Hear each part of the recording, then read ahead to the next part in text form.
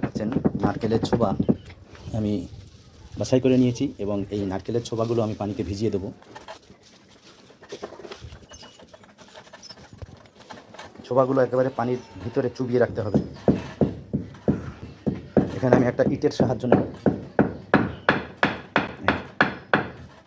Viewers, আপনারা দেখতে পাচ্ছেন আমি যে নারকেলের ছোবড়াটা ভিজিয়ে রেখেছিলাম, গত পরশু দিনে ভিজিয়েছিলাম, আজকে 2 দিন হলো আমি এটা তুলে এটার থেকে আমি আমার ওই ভেজানো ছোবড়াগুলো ভালো করে রোদে শুকাতে হবে।